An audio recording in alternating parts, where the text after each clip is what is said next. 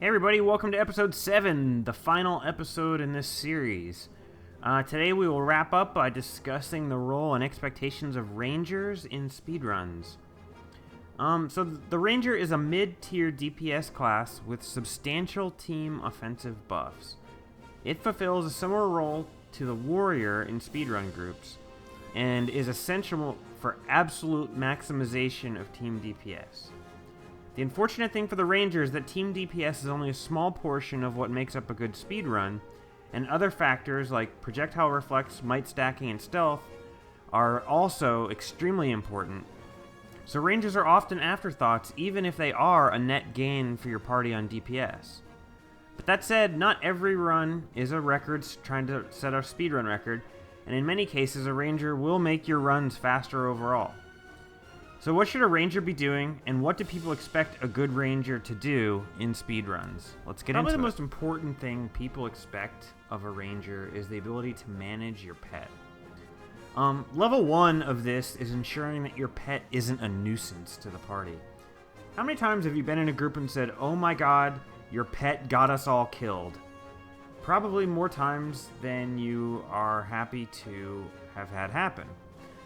So it is important that as a Ranger, you can manage your pet so it isn't taking away from the run and being a detriment. If you can achieve that alone, you're already off to a good start.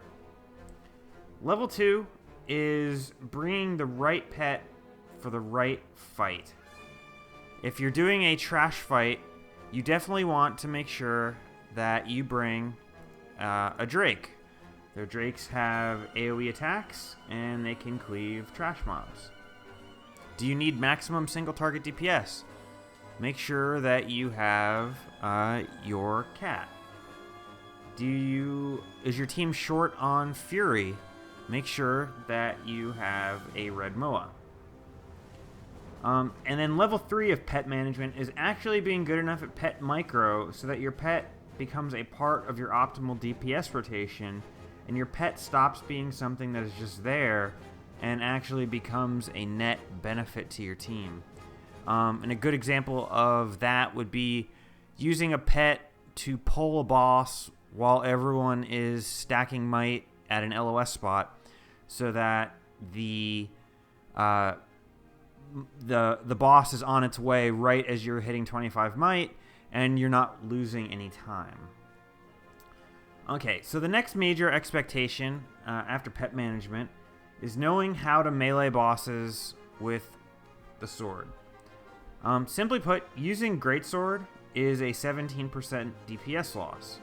Camping Longbow is an even bigger DPS loss than that.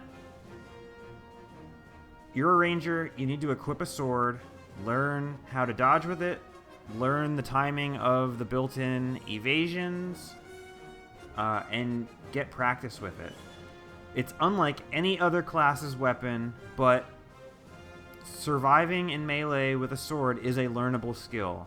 There are experienced, good Rangers who are more than capable of meleeing any boss in the game with a sword. Once you've practiced it, it isn't actually really any harder to use than any other class's weapon. It's just different. The only excuse that people really have for not using a sword is that they're too lazy to learn it. But the way I look at it, if you're too lazy to learn how to do the sword auto attack, you're probably too lazy to manage your pet really well. And if you're too lazy to manage your pet really well and too lazy to do the sword auto, you probably shouldn't be playing a Ranger, and it is probably in your best interest to reroll to a Warrior, because the Ranger class isn't for you. In general, this goes for every profession beyond the Ranger as a general public service announcement.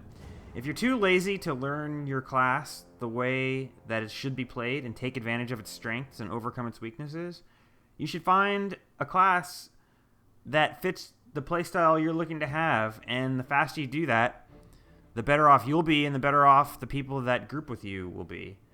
But to bring this back to a Ranger specifically, the sword auto attack can be managed if you put in the effort to learn it, so I highly suggest you the next thing is offhand management. Rangers are blessed with Useful offhand weapons to pair with the sword. Warhorn provides fury and swiftness, and a blast finisher, importantly. That is obviously a big benefit to your party, granting a Stacker Might, a blast finisher, long-lasting swiftness, and long-lasting fury to the group. Axe has projectile defense, which is pretty good, as well as Path of Scars, which is a DPS increase for the group, or for you, I should say. And Dagger offhand provides an on-demand evade, which is something that is highly advantageous when you are using sword main hand. Generally, you want your default while you're in combat to be the axe as your offhand. Dagger would be specifically for difficult bosses who are extremely difficult to melee. I would recommend that in Fractals against like Mossman or Archdiviner, someone that you need a lot of evasion on demand to defeat. However, your default when you're in combat should be to use Axe, just because Path of Scars is a DPS increase, and you never know when the projectile reflection will come in handy from the Axe. However, that doesn't mean that you should just camp Axe and ignore your Warhorn. A good ranger will use his Warhorn in a fire field at the start of every fight and quickly swap to Axe before they get into combat. Like Elian Warrior, getting used to playing the game with the hero panel or your inventory open is a critical skill to take your game for the next level, and that applies to Ranger. So there's no one-size-fits-all weapon set. You're going to need to swap through your offhands in order to maximize your potential.